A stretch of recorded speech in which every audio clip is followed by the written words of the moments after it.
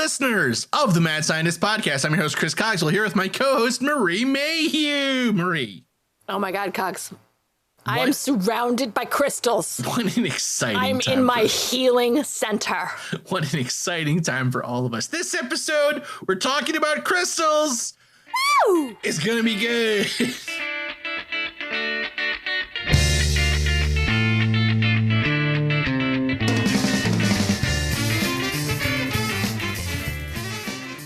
This episode, we are talking about crystal magic.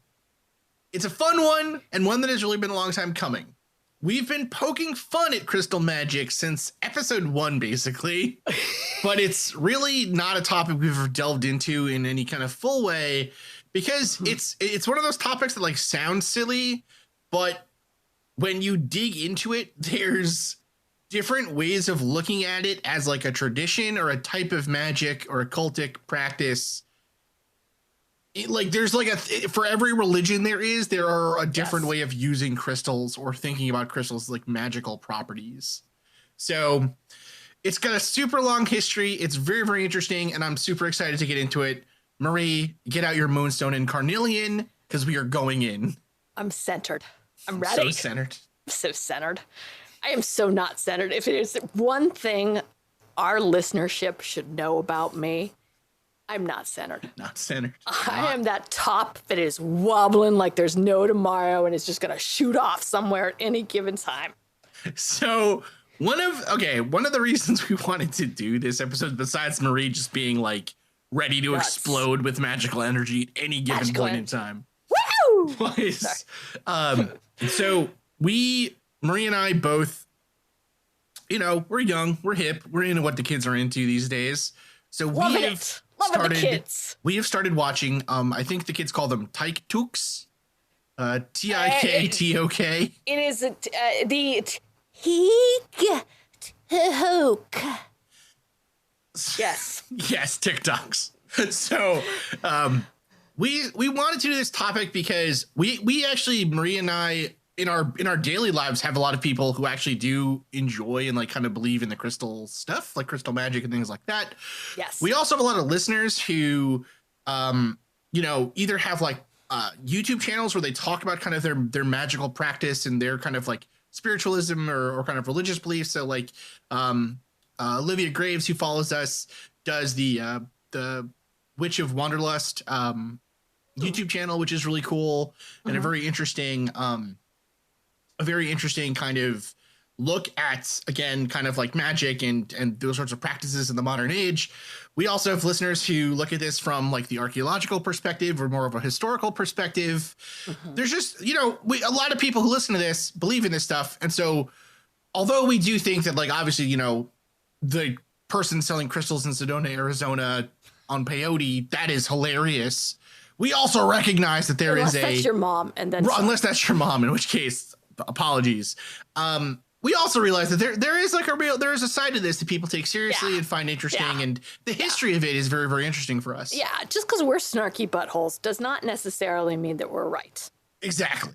Yes, that is the most important thing. And I think that just like anything, just like any cultural event or any religion or anything else, there's extremes, and there's also ways that people take advantage of it and profit off of it, right? So if you have a belief and a spirituality that helps you kind of govern your life and is your, sense of navigation in the world, fire up. Like, that is awesome. And as long as you're not hurting other people, keep on keeping on. I think it's when the accoutrement that go with spirituality start to come with an exorbitant price tag is when I'm a little like, okay, hold up a second.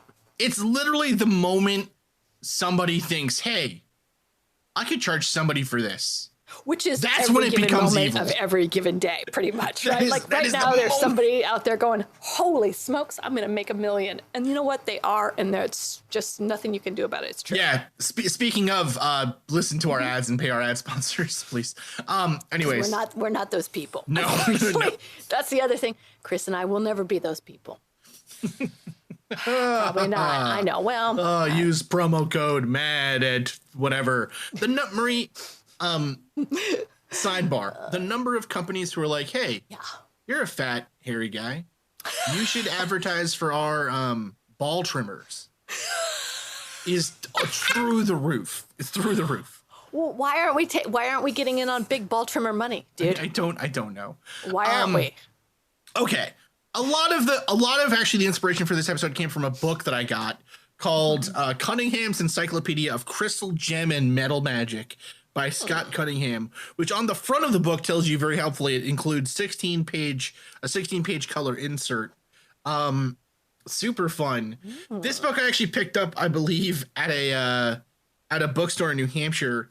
And it's interesting. It kind of goes through some of the ideas here and everything else. But so before we kind of get into specific stones and stuff, what do we mean? What do we actually mean here by crystals? What do we mean by this topic? So, really the use of crystals for like different magical methodologies or practices goes back basically to the beginning of human civilization. If you walk through a gemstone exhibit at your local natural history museum, though, it's really easy to see why these sorts of objects might be considered holy or spiritual or, just divine, not necessarily of the earth. They are truly awesome, right? Like yeah. You see something that big and it's amazing. Yeah. I mean, size ones. They're, not only that, they're beautiful. And they're unlike most things you would see in your normal natural setting, right? If you think about before we could do things like, say, metallurgy or chemistry or anything else like that, these objects capture the light, it looks like. They diffuse it in different ways. They strike. They're very striking, I should say, when sunlight hits them. They're very hard and they're extremely durable. They seem to be impervious to like heat or cold. If you throw a gemstone into a fire, it doesn't decay or soot in the way that a lot of their objects will. And they're found hidden within the earth itself, deeper than most other things are than you would normally find. So they're rare, they're beautiful, and because of that, they're hoarded, they're traded for other commodities, and generally are just thought of as having a link to the divine because, again, if we think about like the symmetry in them, right? I mean, like many of them are so beautifully put together. That is another really important point. They seem to kind of grow naturally in symmetrical fashion as well, which we're going to talk about in a moment here on why that happens. There's just like they're so unlike everything else you see that it's thought they have to be divine. And if we think about, the kind of original religious practices, we think of them as being about light or darkness, right? Or the stars and the sun and the moon and these other things. And so these are objects that seem to shine with the same brightness or have that same kind of quality. So it's a very interesting, I think, kind of anthropological thought process of why these things are interesting. But anyways, let's get into though. Okay, we're talking about crystals and stuff. What the hell is a crystal? What is a gemstone? What is a mineral? What are these things?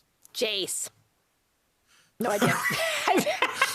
No idea about that. I know that they're mined. Right. I have a whole other segment on that, or a whole other bunch of information on that. But I have absolutely no idea how they're formed or why they are formed in such symmetrical, geological kind of fashion. All right. First off, Marie. Yeah. Right? We got rocks. Got the rocks. Okay. Now, a rock is just a kind of a catch-all phrase. It's any naturally occurring solid material. All right. So it's like minerals, and it has to be mineral or mineraloid. So like, like a tree is solid, but it's not a rock because it's not made of inorganic material. Right. That makes sense? Yes. Yes. All right. A rock is not a living thing. Right. Now, a mineral is a solid compound that has a regular crystal structure and a regular chemical composition. Okay? Now, what does it actually mean? So a crystal structure is the particular arrangement of atoms in a solid shape that repeats over and over again to make up a bulk material. Okay. Mm-hmm. So if you think about like normally we think of the term crystal as just meaning like any pretty rock, right? Like any pretty thing is a crystal. But that's not really correct because it's not really based on the way that a rock or like a solid thing looks. It's actually based on like it's again like an atomic arrangement. And because of that atomic arrangement, because of the it's called like they're periodic, so they repeat in a period, right? So like a good example of that is like you have, let's say, like salt. Salt is NaCl, right? It's sodium chloride. And so sodium is Na and chlorine is Cl.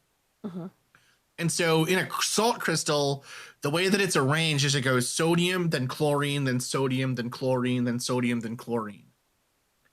And that pattern happens in all cardinal directions off of a central sodium atom.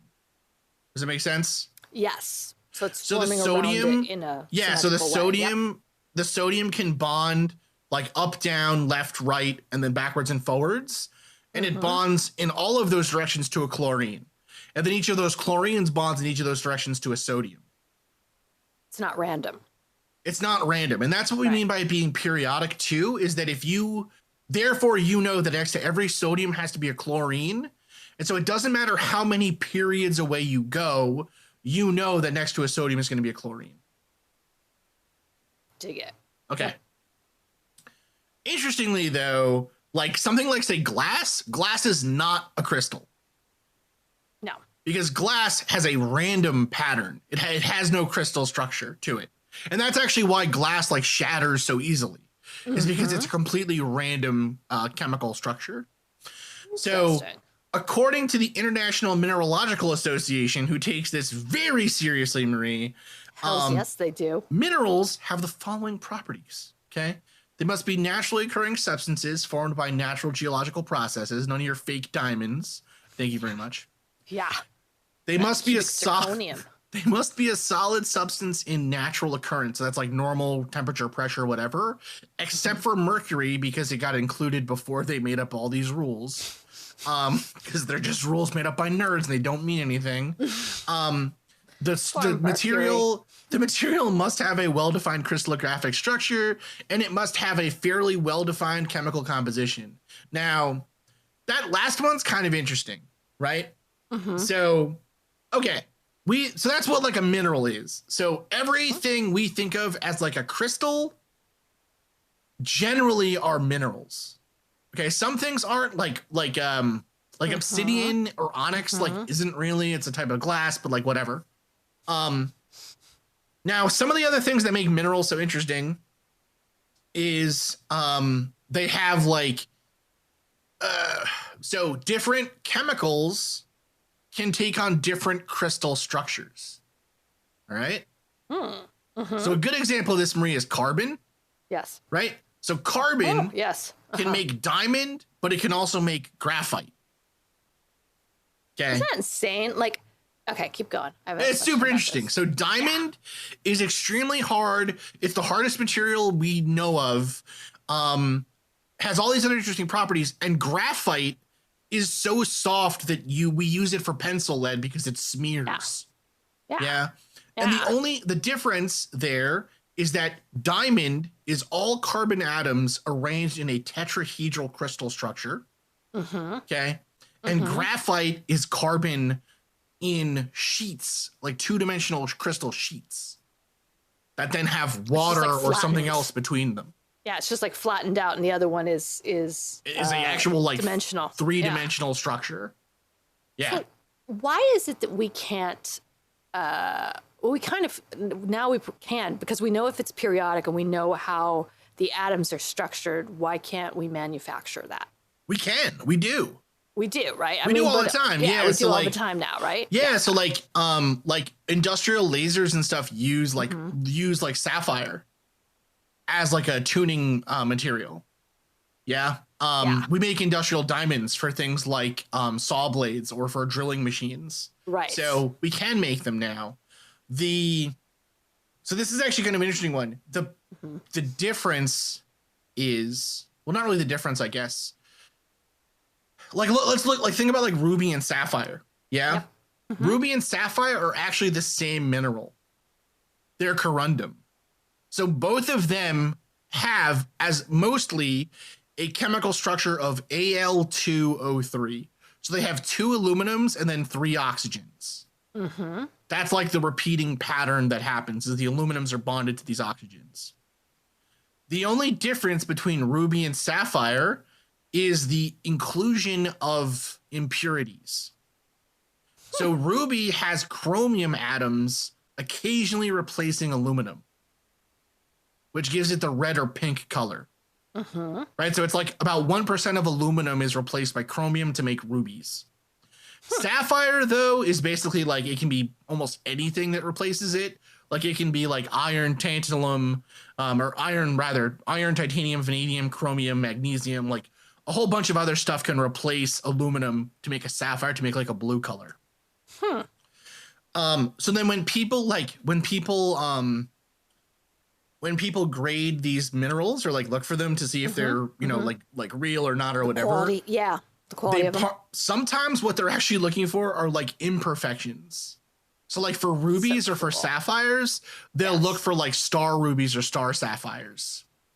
Right. Which those ones. Yeah. Oh, that's cool. Yeah. I didn't even think about that. Yeah. So like those ones, they're like not actually clear. Like a ruby or a sapphire you make in a lab. It's, again, you're like making a very, very well-ordered crystal structure. So like generally they'll be kind of, you can make them like clear. You can kind of change the properties. But on these ruby, on these natural ones, what they do, or what happens essentially is there's the crystals when they grow can have like, all of the imperfections can actually get like stuck in one area. Because so it's kind of like, you know how like with metal, when you're doing, well, maybe you don't know this, with metal, like when you're hitting iron with like a hammer or like a blacksmith or whatever, what you're actually doing is you're like distributing the carbon better. So you're like actually like diffusing the impurities out, right? With gems, like with other solid materials, the same kind of thing can happen. And so on those stars, it's like impurities that cause that like star pattern to happen. That's so cool. It's super interesting. That is so cool. And as a pop culture reference, shout out Steven Universe. If you've watched Steven Universe, you will have it, like they do a really beautiful job of talking about gems and talking about how this actually happens in science, but also sort of a social commentary with it. Excellent show. Everyone should watch it. Yes, it is very cool. So, okay. Now, all that science stuff is kind of interesting. Yeah. It's very interesting. So, but here's just really quick. So then why, if we can make them, right? We can make diamonds. And if you have enough technology and enough lab, you can make them of a certain size. So why are they so expensive? Why are they still so in demand? Marketing, Marie. Marketing! Because people are bad. Because we are dumb. Because we are dumb and people are bad. Like, that's really kind of what it comes down to, though. Yeah, I mean, what's interesting is some minerals are really okay. We can make minerals, right? Like, there's actually there's like YouTube videos where people like make sapphires and rubies at home. That's so cool. And like we should do that. We really should. I really cannot wait to have a house with like a garage so I can do that. I have a garage now, dude. I'm not doing. You know what? After this. I'm setting this up out there, and we're just doing it. Set the summary. What's interesting is there's also like there's historical precedence to this too, right? Like the alchemists, like say like Cagliostro or what's the guy that like Astonishing Legends really likes? That's like that alchemist that supposedly like he could make rubies and sapphires. Like of course the Saint Germain, the Count of Saint Germain. Yes. There's some theory or thought out there that like they might have actually been making synthetic rubies and sapphires. Like it's not, or they might have been making like other similar like gems. Because it's really hard to tell the difference, you know? Yeah. The other thing too, though, that we haven't really touched on is like when ruby and sapphire grow naturally, they have a crystal structure, but it is not the crystal structure that we see when you like buy a ruby at the store. Yeah. That's from like cutting and polishing and everything else. Well, So that's the other thing too is you have to like manipulating the stone exactly or the like you have to into something. Right. You're actually like artisanally like stuff, fastening it and creating it into something. So it's a bit more complicated than like what we're talking about. But like I like have bought I bought a bunch of like garbage sapphires and rubies and stuff just because I find them interesting. Like I seriously did. Like on Amazon, you can buy them for like $30. Like you get like 15 sapphires from India for like $30 or whatever. And again, they're probably just made in some kid's garage. They're probably glass. No, they're not. But we'll go into like again the social economic ramifications of doing that. But yeah, I mean like. If you look online, if you look at Etsy, if you look at your Amazon, you can buy big bags of this type of stuff for relatively low. Like the one I like is, what is it? It's labradorite. Oh, labradorite. Yeah. Yeah, labradorite I think is beautiful and it has so many different colors. And it's like, I think jewelry that's made out of that is remarkable. Like one of my favorite things is like, going to the natural history museums exhibits for gemstones and stuff like that. 'Cause it is really impressive, especially when they're so huge and they're in these natural formations that are so amazing. Oh, it's super like you cool. said, you can see how they are inspiring something that is sort of otherworldly about them. Absolutely, yeah. No, for sure. I mean, well, so the other part of their like otherworldliness comes in the use of them for magic, right? And so, what do we actually mean by magic? Or like, what do you mean by magic? What do you actually mean by magic? So magic, again, is one of those terms that means like a million different things to a million different people. Generally, though, when you're using a stone for magical practice, what you're doing is, or what the general idea is, I guess, is the stone has some link, some natural emotive power that it has. And so by you channeling that same emotion or something that requires that emotion through the stone or with the stone, it can help kind of amplify or focus what you're trying to do, right? So like a lot of times magic, the way that it's described kind of in like the Western tradition, is it's personal will focused to a height of power to make something happen.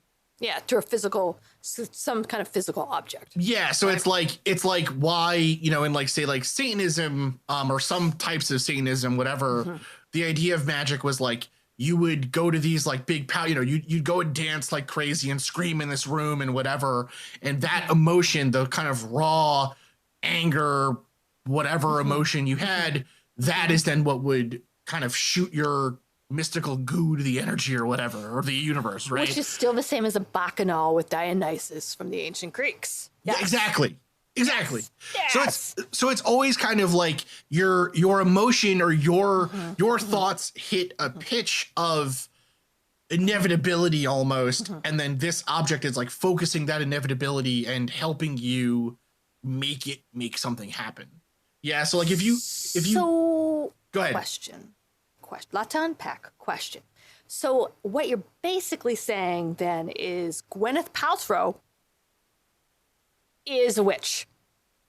That's the kind of funny thing is like if you take like the most Kim basic Kardashian is a witch. No. Yeah, 100%. No, absolutely. Like if you take the most basic, there's something really that I would buy that. I would buy Kardashian's got some sort of hookup that is like if you dazzling all of us with some kind of glamour spell.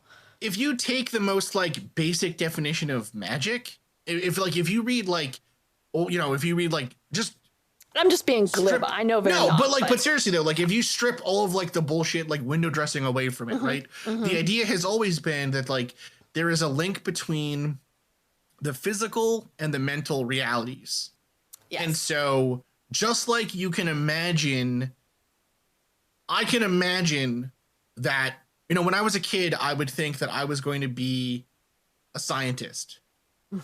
And, you have to do something to make it happen, but still the thought, like that the motion of the thought, the kind of push to make it happen and seeing it in your mind and recognizing that it could happen, you could then make it happen. So in some ways, like magic has always just kind of been like, it's kind of like fake it till you make it. Like you just like, it's like dress for the job you want, not the job you have, sort of. Interestingly enough, you are not alone. The Pew Forum organization believes, they're the ones that do all of the polling information and statistics. Say that 42% of Americans hold some type of, or much more of them hold some type of New Age belief, but 42% believe in something that a physical object can hold spiritual energy. And 42% is kind of like a good percentage of people. I mean, I would argue if we didn't like, I would argue that is, if we didn't make it say to them like it was a New Age belief or a spiritual belief, like that's the it would go up. Exactly. Like most people have still beliefs or thoughts like this because I think it's a very really quick. It's the Pew Research Center. Pew Research. Okay. Pew Research. Yeah. So that's like, if you think about even say like in Christianity or Catholicism, right? Yes. The host, the host, which is part of the Eucharist, that is like supposed to be, the priest is imbuing it with magical properties. Yes. By the blessing. Eucharist is like a perfect example of this in a lot of ways. It is. Yes. So, and it's the same thing with like lighting a candle for someone and then praying for them at a church, or having an image of a saint in your home, or even a cross, right? The idea is to have this object that focuses your religious fervor or your belief. Or a mandala. Right. Exactly. And I am focusing my meditation into an object. Right. So I think I can see that. I would buy into that. And I think, as soon as you can say, but like, I think when you start to, I won't say recently, but I think when you start to talk about crystals within, the last couple of centuries, it is lumped into something called New Age belief. Right. I mean, absolutely. Yeah, no, for sure. Sort of, and a New Age belief is somewhat different than like your traditional religious group, right? Traditional religious group has a much more organized foundation. A New Age belief has much more of like an individual spirituality. That's how I would kind of loosely categorize. I think so. But for example, like, so. It feels like it's kind of a new age or like a more modern, not more modern, but it feels like something that we don't co-opted. Yeah, like we don't normally think of it as being like part of, say, like Judeo-Christianity. Yeah. Right. But it actually has a super long history there. And actually that is what we're going to get into a little bit when we come back from the break. So, like we said, there is kind of a modern day thought that this is like a new thing, that like crystal magic is becoming hot again or whatever. Not that it's a new thing, but that it's like, this is something counter to like Catholicism or counter to Christianity or counter. I don't know, Marie, what do you like? You're like this. Like, what do I mean, Marie? What do I mean? Well, I think just like Constantine co-opted the existing beliefs of the people that he kind of conquered, right? Mm-hmm. You inevitably will, any religion has some type of part of the past religions are part of the symbology that they've co-opted into their own belief structure, right? Yes. So even if I'm New Age, I'm Gwyneth Paltrow, I'm shopping on Goop for the $80 a piece, vaginal egg crystals or whatever they are, right? Like those, that didn't just hatch out of nowhere, right? The idea, even though it is like really far-fetched and gets a lot of press and is really humorous, it's like those ideas are rooted from other beliefs. And that's why I think that's what kind of can also make them can make them carry through. That doesn't mean that but that's just Christianity or Catholicism or whatever in a different cloak. It's that the idea of a physical object having a spiritual property. I want to say kind of universal. Yes. Okay. Is that close? Yes. Did I even come in within the realm? Yes. No, that is super close. Yes. Okay. So, all right. So yeah. So I think exactly like what Marie said, but I said much worse. This idea of like, we think of crystals as being something that was never co-opted or never part of Christianity, but actually has a super long history in it. Yeah. Mm-hmm. Yes. So one really good example of that is actually salt. So reading here from this book here, right? So salt, energy, it's receptive. Its element is earth. Its deity is Aphrodite. And its powers, popcorn. Its powers are purification, protection, grounding, and money. It's like a super common Christian thing. Yeah, like salt protects you from demons and all that other junk. Well, yeah, and you throw salt over your shoulder, right? Exactly. You spill it, you throw it over your shoulder. Yeah. Salt has always been used in like full creations and whatever. You're not doing that with pepper. You're not doing that with cayenne. No. You're not doing that with pepper. You're not doing that with pepper. The other interesting thing with crystals, or I guess kind of with these sort of gemstones, is if in the first like book of the Bible in Exodus, we hear about the high priest of like the temple. Yeah. Mm-hmm. And that priest is wearing a very specific outfit. Right. Mm-hmm. So the priest wears like a whole bunch of different kind of stuff. But so they wear a turban, a belt, a tunic, trousers, right? So these are like special ceremonial outfits. But then they also wear a apron, right, which is called the ephod, which is this sort of like it's a special apron that's got different like types of gold and other materials weaved into it, but then also a breastplate. Now, the breastplate is really interesting because the breastplate is made up of, again, sort of these special fabrics, but then also has 12 precious stones set into it. And in each of those stones was inscribed the names of the 12 tribes of Israel, and each was supposed to go to a story or a reason for this tribe having this, having this specific thing. Stone, yeah. Right, so so the names were things like, the tribe of Levi had carbuncle, Simeon had brass, Reuben had ruby, Judah had emerald, Issachar had sapphire, Zebulun pearl, Gad crystal, Naphtali had turquoise, Dan had like an amber, Benjamin jasper, Joseph onyx, and then Asher was chrysolite. And so some of the reasons are things like, so for example, Reuben is said to have sinned by changing the bed of his mother and his father's concubine. So the red color. Don't be doing that. It's a very biblical kind of thing. Like your dad already had a concubine. It's like, why are you doing it? Whatever. So the red is supposed to for another episode or for a therapist, whichever comes first. The red is supposed to represent like Reuben's shame at having said this. So like each of these stones has an associated emotion, right? So Reuben's was mostly with shame or embarrassment. Yeah. None of them are particularly light, right? None of them are like happy-go-lucky. No, so Simeon's gemstone, praise, Prase, it's his like the tribe sinned and their faces turned like a deathly green pale color, and that's the color of this gemstone. Yeah, none of the gemstones are like the gemstone for whistling. No. Or humming happy or skipping or whatever, or just lollygagging. There's the gemstone for lollygagging, and that's right up there on the breastplate. No, man.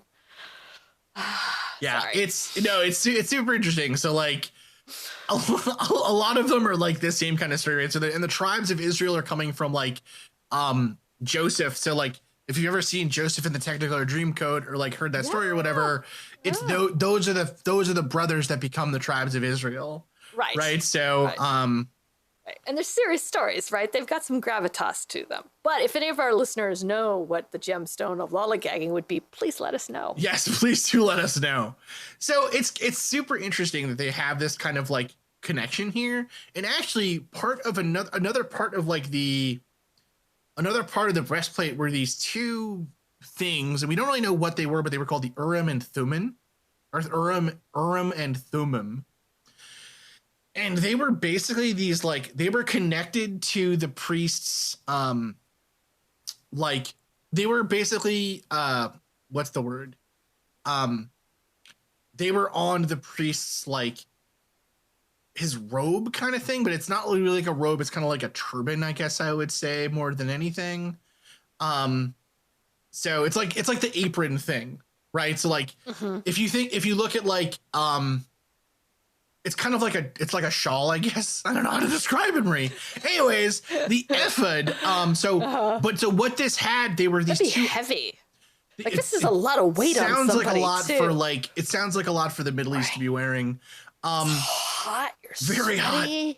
But so like supposedly, what these things down. were. So Urim and Thummim, are like normally translated as being like lights or perfections or the perfect lights.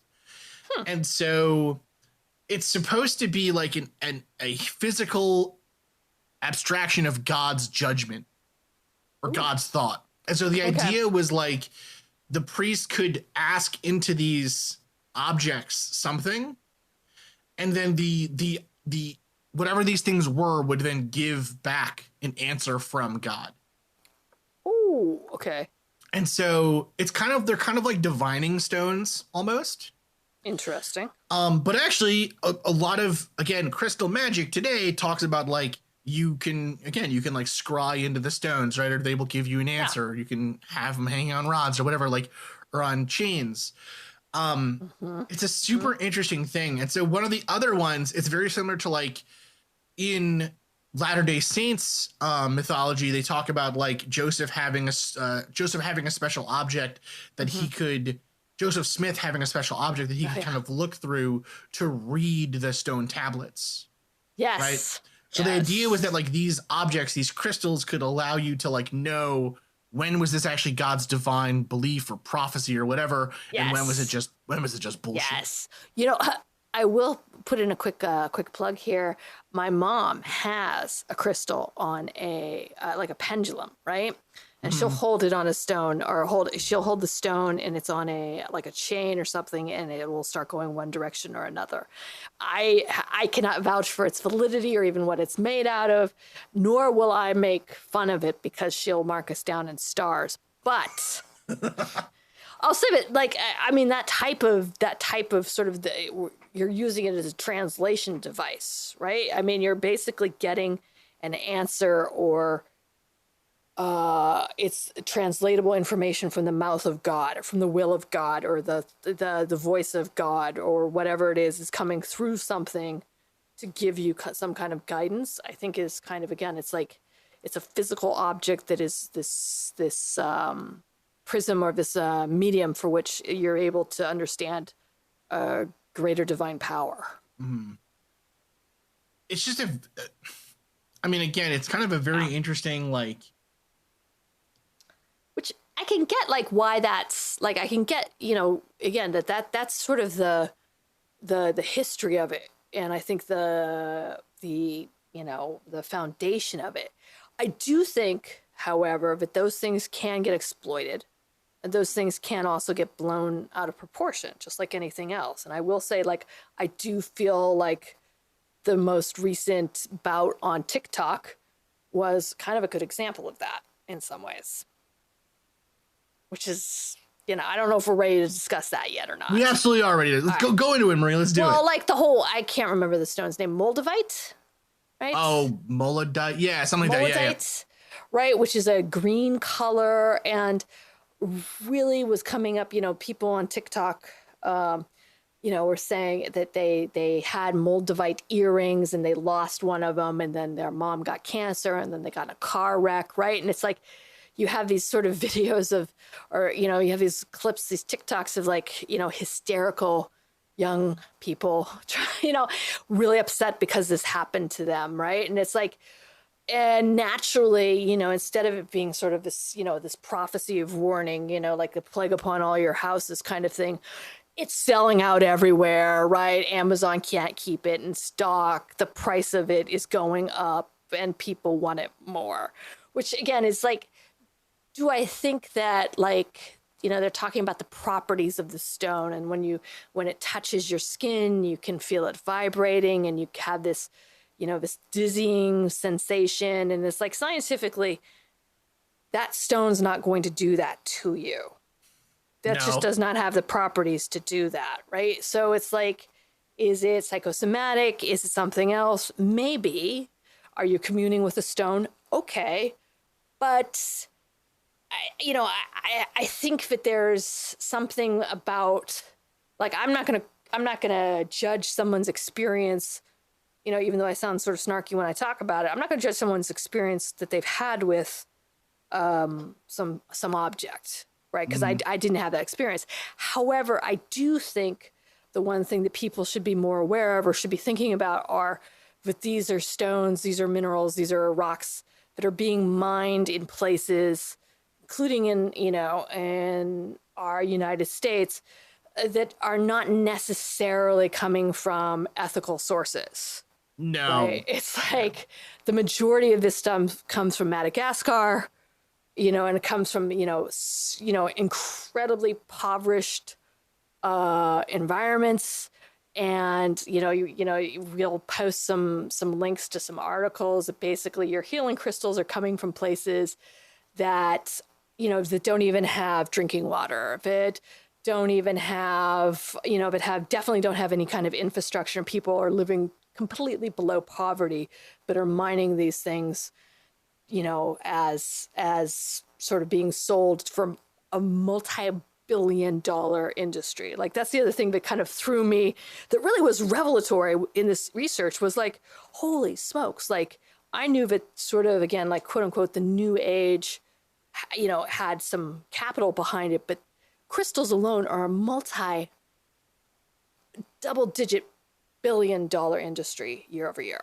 It's like that episode of South Park where Stan's grandpa is buying stuff on the Gem Shopping Network. Yes.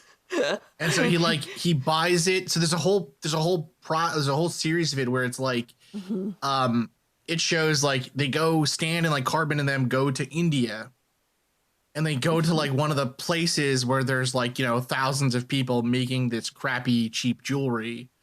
And they're like, well, what the hell? Like, stop it. And the kid's like, it's not me. Like, I'm not the one I don't make money off of this way. Right. And Stan's like, well, then how the hell do people make any money on this? And so then it just goes into this whole, like, it shows like, okay, so the gems are like gathered in India or whatever. They're gathered in these poor countries. People are paid like sweatshop labor prices to make the jewelry. It then gets shipped over to the United States, where it's sold on these like either these crazy TV stations or on Amazon or whatever, these other garbage places where people are just selling it. It's like, whatever, they sell them for super high prices. Or crystal, like, again, like gemstone, at your fairground, right? It'll sell at your fairground, and then you go in and there's just trays and trays and trays and trays and trays. Right.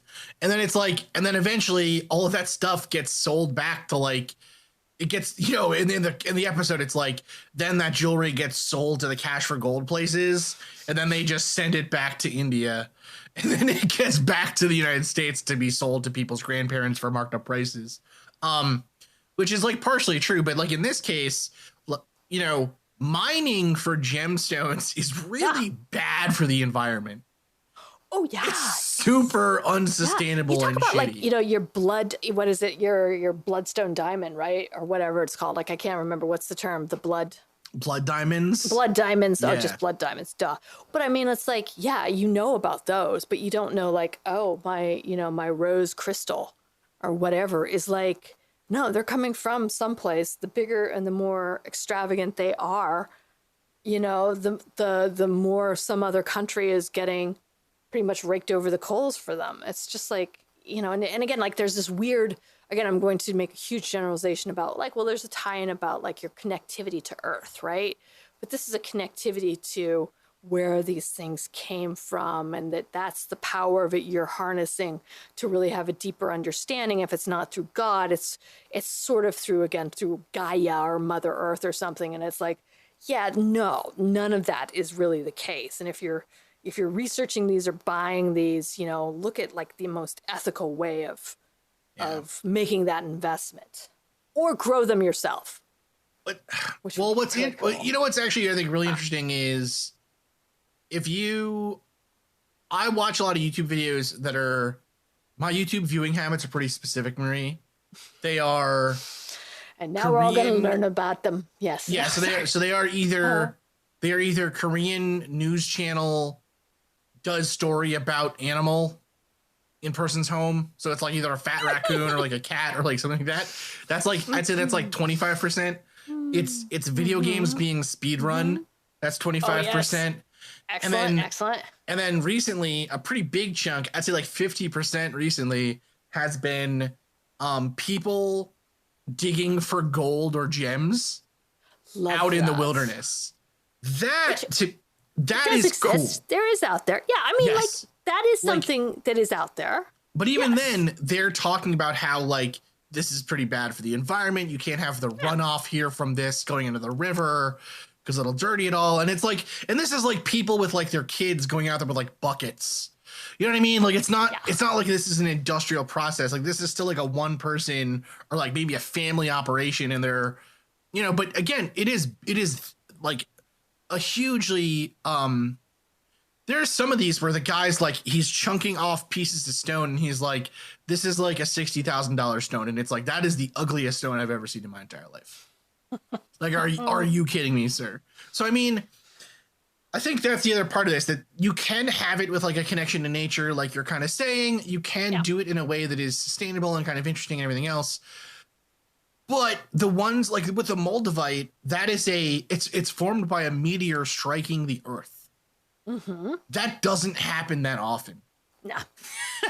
So it's like a limited. That doesn't happen that often. These are limited resources by definition, almost. Yeah. So it always creates this situation where it's like you are. Not that it's unsustainable, but like, because we can make these in a lab now, but people don't want to buy it from a lab. People want to buy it from they want someone to have found it or whatever. Right. Which again, I think that is another one of the mythos, is where you're buying it from is some sort of guru-esque property to it. And it's like, again, it's like, I don't know. I think that is just something that maybe should have a certain amount of scrutiny to it. Right. Like, again, however you feel you're communing with whatever it is that object is cool and it's your business. However, you should also be aware of like who is making a profit and how sustainable is that profit and how ethical is that venture, right? Doesn't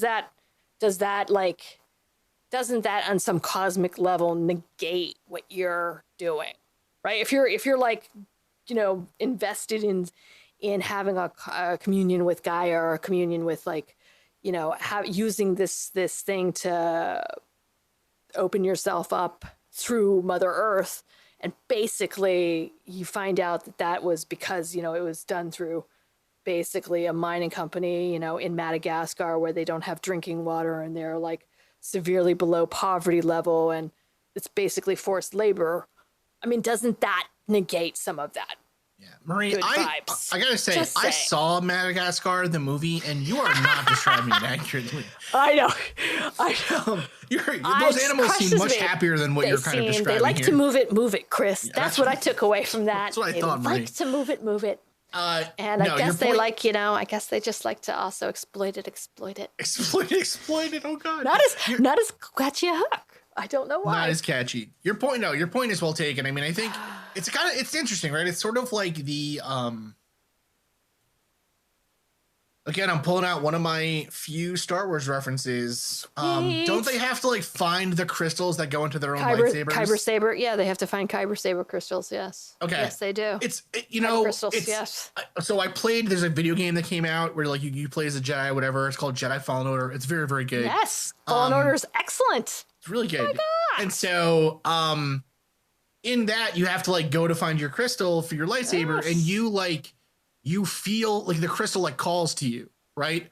Yes. I think there's something to be said that if it, again, like what you're saying, Marie, doesn't buying it from somebody like in Harry Potter, it's stupid with like the wand chooses the wizard, right? Yeah. Like you can't get that connection on Amazon. You can't get that connection on like buying it from an influencer or whatever. Like, right. It seems to me that if you're going, yeah, like make money off of that. Like if you're going to like find a piece that speaks to you or like makes you have that kind of feeling or that you're going to use for your spirituality, it seems to me like it should be something that you like.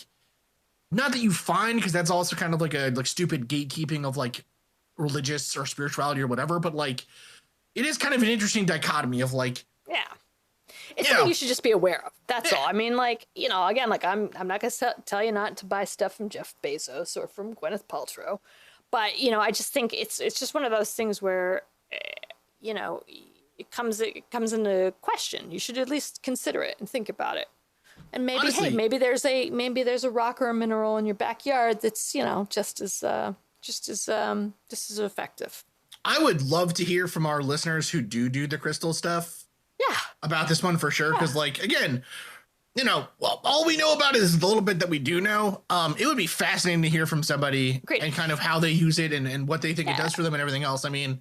And there's probably sustainable ways of going about it too. Like I don't doubt that. I just, a question. I think if you're looking at sort of the mass, like going on Amazon to purchase it, that's But we would love to hear that. And again, what is the gemstone of lollygagging?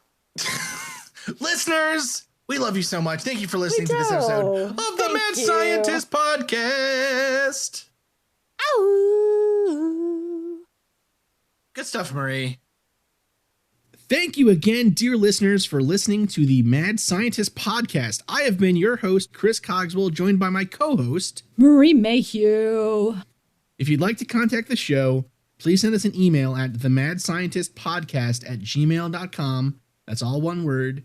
You can also follow us on Twitter at MadScientistPod or at Team Giant Squid for Marie. And of course, you can see us on Facebook, on Instagram, and all over the internet as the Mad Scientist Podcast. And again, our logo is the one with the pumpkin head, so it's easy to see. Mm-hmm. If you've enjoyed the show tonight, please consider supporting us on Patreon, where the money that you give to us will help us to promote this show further, to make it better, and just to spend more time making it. Because we love doing that. We do love doing that. Our logo was designed by Carrie Shaheen. Our web design is done by Desdemona Howard. Woohoo! And our sound design is done by Jake Cardinal. Thanks again for listening. Thank you. This has been a Damn It Chippy production. We're such butts.